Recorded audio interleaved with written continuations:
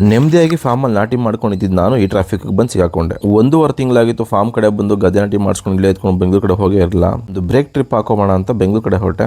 ಬಂದಂಗೆ ಬೆಂಗಳೂರು ಟ್ರಾಫಿಕ್ ಇದೊಂಥರ ಬೆಂಗಳೂರು ಕಾಂಪ್ಲಿಮೆಂಟರಿ ಇದ್ದಂಗೆ. ಇಲ್ಲಿ ಬಂದಾಗ ನಮ್ಮಮ್ಮ ರೂಮ್ ಕ್ಲೀನ್ ಮಾಡೋಂತ ಇಟ್ಕೊಂಡ್ರು. ಇಲ್ಲಿ ಕ್ಲೀನ್ ಮಾಡ್ಬೇಕಾದ್ರೆ ಮಳೆ ಹ್ಯಾಂಟಿಗೆ ಆನೆ ಸಿಕ್ತು. ಯಾಕೋ ಆನೆ ನೋಡಂಗ್ ಅನ್ಸ್ಬಿಡ್ತು. ಅದಕ್ಕೆ ನೆನ್ನೆಲ್ಲ ಮನೇಲಿ ಸ್ವಲ್ಪ ಕ್ಲೀನಿಂಗ್ ಮಾಡಿ ಬೆಳಗ್ಗೆ ಕಾರ್ ಎತ್ಕೊಂಡು ಫುಲ್ ಟ್ಯಾಂಕ್ ಮಾಡಿಸ್ಕೊಂಡು ಸೀದಾ ಹೊರಟಿದ್ದ ಮೈಸೂರು ಕಡೆಗೆ. ಹೆಂಗಿದ್ರು ಬೆಳಗ್ಗೆ ದಸರಾ ಹಣ್ಣಗಳನ್ನ ವಾಕಿಂಗ್ ಕರ್ಕೊಂಡ್ ಮತ್ತೆ 7:30. ಸೊ ಅದಕ್ಕೆ 5 ಗಂಟೆಗೆ ಇಲ್ಲಿಂದ ಹೊರಟೆ. ಬಂದ್ ಕೇಳಿದ್ರೆ ಬೆಳಗ್ಗೆ ತಾನೇ ವಾಕಿಂಗ್ ನಿಲ್ಸ್ಬಿಟ್ಟಿದ್ದಾರೆ ಅಂತ ಬರೀ ಸಾಯಂಕಾಲ ಅಂತ.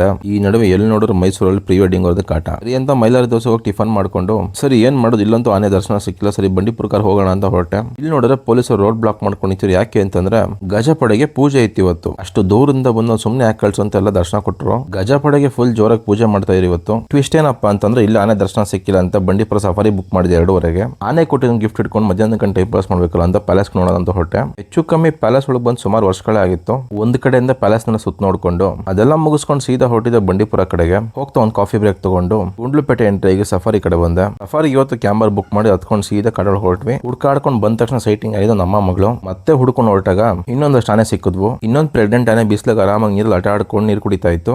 ಒಂದಷ್ಟು ಗೋರ್ ಅಂದ್ರೆ ಕಾಡೆಮೆ ಸಿಕ್ತು. ಬಂಡೀಪುರ್ ಬಂದ್ರೆ ಜಿಂಕೆ ಮೋಸ ಎಲ್ಲ ಸಿಗ್ತವೆ. ಸಫಾರಿ ಮುಗಿಸ್ಕೊಂಡು ಆಚೆ ಬಂದ್ರೆ ಫುಲ್ ಮಳೆ. ಮೈಸೂರು ಬಂದ್ರೆ ಮಳೆ ಎಲ್ಲ ಈವ್ನಿಂಗ್ ವಾಕರ್ ನೋಡೋಣ ಅನ್ಕೊಂಡು ಇಷ್ಟೊಂದು ಜನ ಸೇರೋದು ಕೂಡ ಗಜಪಡೆ ನೋಡಕ್ಕೆ. ಫೈನಲ್ ಆಗಿ ಇಲ್ಲೂ ಒಂದು ಫುಲ್ ದರ್ಶನ ಆಯ್ತು ಕಣ್ರಿ. ಇವತ್ತಿನ ಕತೆ ಇಷ್ಟೇ.